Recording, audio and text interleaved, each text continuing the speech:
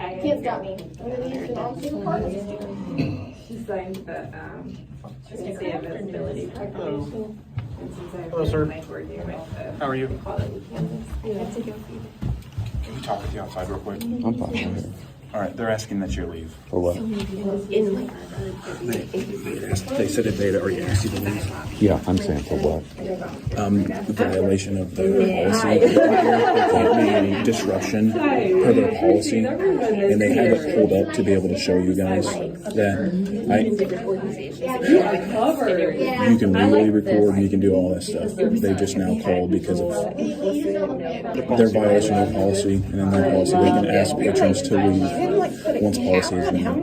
Like if they ask somebody to do something and they refuse their request, they can ask people to leave. For instance, when they have people like stand on chairs, that's outside of the policy. If people are running inside, or if they're yelling or something like that, and you're not doing that.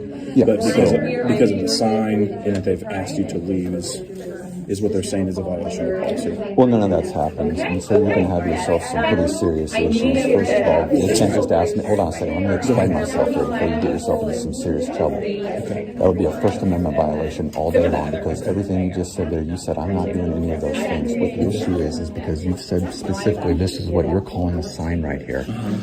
They're saying that I'm petitioning in here. That's a petition right there. That lady's hat right there, by definition, is a petition. Matter of fact, look at her recording me right now. Second of all, you're trying to say that I'm a disruption. There's a huge issue with that. And the issue is the event just took place. It came and went, and I stood in here silently, not a disruption. If it would have been a disruption, the meeting wouldn't have happened. Third of all, I am allowed to record in here, and other people are as well. And they are recording, the library is recording, and I can open records. Buckle up, this opens hot. Right away, an officer tells the auditor he has to leave for policy. And the auditor doesn't back down. He hits back with a calm, legal beatdown. As the officer outlines the library's complaint, the auditor fires off constitutional counters: First Amendment, press, assembly, equal protection. That brief exchange does two things. It instantly frames the conflict, policy versus constitution, and it hands viewers the rulebook. All while tension spikes when the officer threatens removal. This is your hook. The moment power tries to silence a citizen and gets challenged on the spot. Press that right now and get that footage from the library. So if the library can record, then I can. And fourth of all, who's even said that I'm recording? That's a huge leap on your guys' part, isn't it? So I'm standing here with a question when other viewpoints are allowed. So again, that would be a violation of my First Amendment right. Freedom of speech. It would be a violation of freedom of press. It would also be a violation of assembly and redress of government. It would also be unequal protection under the 14th Amendment, the Equal Protection Clause of the 14th Amendment, because these viewpoints are allowed in here with you guys having an issue. So if you want to move on that, be my guest. I have an issue. Don't matter. I ain't done nothing wrong. I grant you, if I would have been up on a chair, jumping, yelling, and running, that's called a disruption. Standing silently with a message is not a disruption.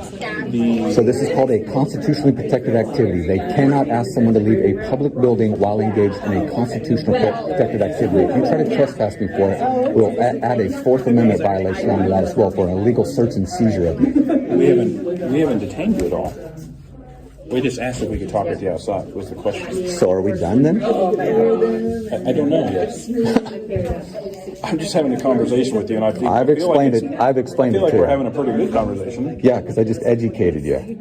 Sir, everything that you said, I'm understanding. Of course, because that's called the Constitution. Agreed. And we've already explained to them that you can legally. Have you done that? I explained it to them. You didn't mention that one bit to me right now. But what I'm telling you is the reason that they're asking you to leave was because of their policy in reference to what was occurring, because they have an area for when people want to demonstrate. Will you do me a favor then? Yes, sir. Go back there and tell them to shove that policy up their ass, because the Constitution trumps that. Okay. I can do that. I don't think they will do that personally. So if you think some policy, if you're going to follow some policy over the Constitution, you're going to have some serious issues on your hands there. What's your name? Here the clash deepens. The sergeant steps in and doubles down on policy. but the auditor methodically dismantles every talking point. He names the exact constitutional protections at stake, calls out selective enforcement, and forces the officer to defend a policy that can't legally trump the Constitution. Watch the body language. The officers shift from confident to defensive, searching for a way out. This segment is the courtroom of the sidewalk. Argument by argument, the auditor exposes the weakness behind the authority's claim. Sergeant what? Johnson. Sergeant Johnson, you're going to have some serious issues. What's your name? Officer Crooks. Officer Crooks, you guys are going to have serious issues on your hands if you think some policy can trump my First Amendment rights in here right now. Okay. And all these commie liberals, they know it as well, or at least they should know now. This is a public space. They all were granted the same privilege of recording. And matter of fact, the only person that disrupted the meeting was a lady turned around to me and said, while the event was going on, can I take your picture? I didn't respond, and she took my picture. Every morning, Maddie drinks coffee while eating breakfast with a sport. I love sports, says Maddie. It's not a spoon or a fork, but kind of both. That way you only need one utensil. Does anyone else use a sport? She was just asking me what a sport is. So she disrupted the meeting, and she was allowed to do something that you guys are in the library trying to say I can't do. 24. So that's called unequal protection. Okay. Filming in public is a right. Isn't it a right of every citizen to be able to contact another person or talk to him? I don't know what that's got to do with. Yeah, sure. Well, what's that got to do with anything? You're saying that I'm going to have an issue with the Fourth Amendment when I come to talk to you. Oh no, I'm saying if you're going to get to the point where you're going to arrest me for any of this, you're going to have the Fourth Amendment issue right there as well. Okay. But all we've done now is we're just here having a conversation, right? Yeah. We shouldn't even be having that. You should already know everything I just told you, brother. You should know everything I just told you. I'm aware of everything, of all of that. So, but we still, if somebody calls the 911 line and says one thing, there's two sides to every story, right? Getting your side of the story, what occurred in here, is what I was wanting to get. So you're saying that you have just been sitting here and there's been no disruption, nobody's come in here and asked you to leave, like they were talking to you without, and then you just weren't responding to them? Is that all that's occurred today? What I said is the most proof that you need in all of this, of it not being a disruption, is that the event that they said I was disruption at happened. It came and it went. So by definition, there was no disruption because the event happened. Okay.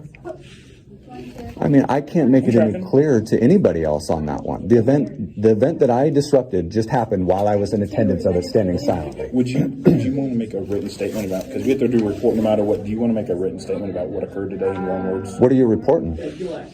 This is the turning point. The auditor proves the event continued uninterrupted. The supposed disruption never happened, and that reality crushes the officer's narrative. Instead of escalating to arrest, the officer starts softening, asking for written statements and looking for a procedural exit. The auditor stays relentless but composed, even offering precisely how the report should read. It's a textbook example of how calm knowledge and documentation collapse blustered authority. The audience can feel the power shift. The auditor now controls the story. Anytime we have contact with somebody, so this will be just info on a 911 call. So I know. That way you can have the case number as well to report. You can just write citizen educated me on the Constitution and I left. That would be enough. Otherwise, what are we even talking about right now? I think we're talking about you sitting in here. Yeah, but why? What, these people are sitting in here, you're going to go talk to them as well? I've talked to several people. Are you going to go talk to these people sitting in here as well? They're not doing anything different than what I'm doing right now, just sitting here. Well, they are doing something a little bit different. They're engaged in coloring. Hey, man, it's all right, man. You can tuck tail and lean in. It's all right, brother. It's all right. It's all right. It's all right. It's the Constitution. It's a beautiful thing, man. You don't have to be embarrassed by it. It's all right. You got educated. How are you? I totally agree.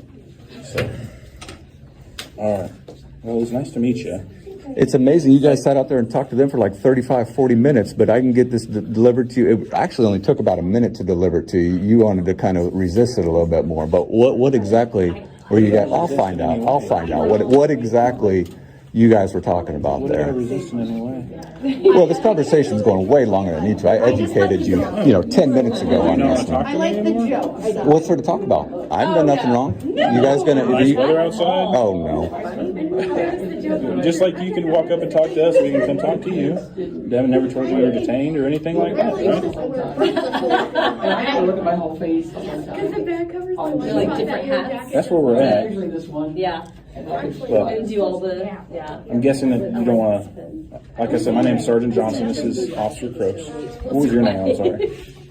What's your badge number there, Sergeant Johnson? 1206. What's yours, Officer Crooks? 1821.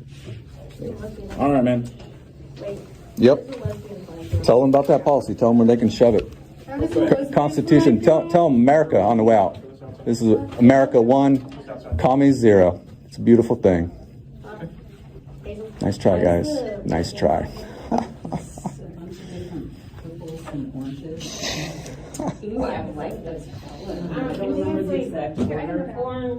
I have the list over there. Oh, yeah. I know the top part, but Finale. The auditor closes with style. He records badge numbers, lays down a final public accountability jab about policy versus constitution, and walks away with the moral high ground.